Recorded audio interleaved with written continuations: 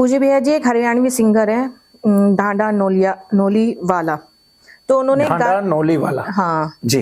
तो उन्होंने एक रैप किया, गाना गाया, उसमें एक रैप किया है जिसमें उन्होंने भगवा रंग को लेकर के और पर्ची बनाने वाले बाबा को लेकर के टिप्पणी की है कि वो खुद तो मतलब ऐशो आराम की जिंदगी जीते हैं और कहते हैं लोगों के पर्ची निकाल करके जो है पाखंड को लोगों को साथ में पाखंड करते हैं। तो इस तरीके की टिप्पणी की है जिसे सनातनी लोगों ने, सनातनी संतों ने बहुत उस चीज का जो है विरोध किया है। तो आप उसके बारे में क्या कहना चाहेंगे? पुत्री, भगवा रंग जो है वो वायु का रंग होता है, ठीक है ना। तो बगलामुखी जैसे पीत है, तो उसी पीत में वायु जो है, क्योंकि वो वायु को स्तंभित करती है, वायु की ही देवी है, रिंग उसका बीज है पहले आता है, वो आकाश तत्व है। तो आप ये देखिए ना कि जो वायु का रंग है श्वेत, वो वायु में ही लहराता है, वायु से ही हवा चलती है, ठीक है। इस तरह से जैसे पृथ्वी का जो है वो लाल रंग रक्त वर्ण माना जाता है, जल का जो है वो श्वेत वर्ण माना जाता है, अग्नि का जो है वो पीत भी है और क्या कहते हैं रेड भी है, रक्त भी है, श्याम वर्ण है। अग्नि में 3 वर्ण माने जाते हैं, जो मुख्य है अग्नि का वो रक्त वर्ण है। इसी प्रकार से जो आकाश का बीज है, आकाश का श्वेत वर्ण है। इसी प्रकार से वायु का जो है वो भगवा रंग वायु का होता है, और वायु में वो झंडा लहराते भी हैं। तो सबसे बड़ी बात ये, कोई ढांडा भी है तो उसको ऐसा बोलना नहीं चाहिए। पुत्री देखो, मैं गा रहा हूँ, मुझे नहीं पता मुर्कियाँ कहाँ लगनी है, मैं गा रहा हूँ, मुझे नहीं पता मेरे गले में कितनी खराश आ रही है, मैं गा रहा हूँ, मुझे नहीं पता कि मेरा स्वर ऊंचा जा रहा है कि नीचा जा रहा है। तो मुझे मेरी गायकी से मतलब होना चाहिए, मुझे संसार के सारे विभाग नहीं देखने हैं।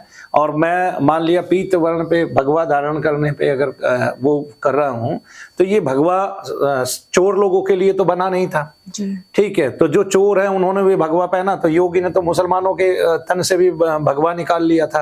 अब की बार पता चला भगवा कौन कौन पहने हुए है। तो ढांडा को ऐसे नहीं बोलना चाहिए, क्योंकि भगवा है तो हमारा अपना वो रंग जिसमें वो सात्विकता छिपी हुई है, जिसमें वो भाव छुपा हुआ है, जो हमें संत बनाता है, महात्मा बनाता है और जो हमें भगवान से मिलाता है। तो इसलिए भगवा पे कुछ नहीं बोलना चाहिए, और भगवा पे अगर कोई बोल भी रहा है उसको भी टोकना चाहिए। कुछ चीज़ें ऐसी है जो हमें मर्यादित रखनी चाहिए। आपको गाना ही चाहिए, गाने में किसी के ऊपर इस तरह से टोंट नहीं कसना चाहिए। और वो भी आप राजनीति के बारे में नहीं बोल रहे, महात्मा के बारे में बोल रहे हैं, आप उसके बारे में कुछ जानते नहीं है। आपने देख लिया कोई बाबा बस पर्ची बनाता है, पर्ची बनाने को आपने गलत बोला। कौन कैसी पर्ची बना रहा है वो हमारी पिछली वीडियो में आप देख लेना, हमने बताया है कि पर्ची बनाने वाले कौन कौन हैं, कैसे कैसे हैं। तो पर्ची भी सभी लोग नहीं बना पाएंगे, और जो बना रहे हैं उनमें बहुत सारे महात्माओं के जरिए बना रहे हैं, देवताओं के जरिए बना रहे हैं, ऋषि के जरिए बना रहे हैं, क्योंकि उनको ऋषि उन्माद, महात्मा उन्माद, देव उन्माद हो रहा है, और वो देव उन्माद में आनंदित हो रहे हैं। और इसके अलावा यक्ष के उन्माद में, गंधर्व के उन्माद में भी आनंदित होता है आदमी, यक्ष के उन्माद में, पिशाच के उन्माद में, ब्रह्म पिशाच के उन्माद में, प्रेतों के उन्माद में, पितरों के उन्माद में, और इस तरह से श्रापोन्माद में आदमी पीड़ित होता है। तो सभी प्रकार के जो उन्माद हैं उनमें से जो आगंतुक उन्माद है, उन उन्माद की मैंने श्रेणी गिनाई है।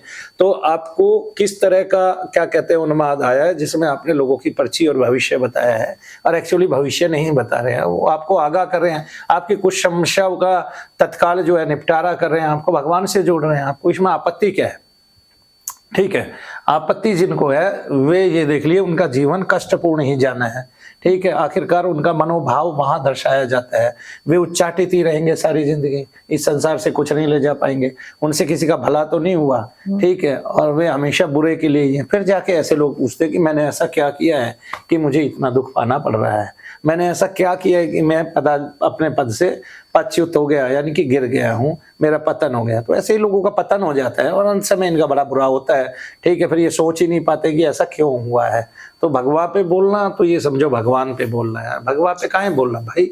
तो ठीक है, तो मूर्खता ना करो, पहले समझो कि भगवा है किसका रंग। तो वे सभी संत जो इस भारतवर्ष में उत्पन्न हुए, प्रकट हुए, और फिर जो है उन्होंने देवभूमि की, मातृभूमि की, भारत भूमि की रक्षा तो की ही, साथ में यहाँ के लोगों को उचित मार्गदर्शन भी किया। जय शनिदेव। जय शनिदेव।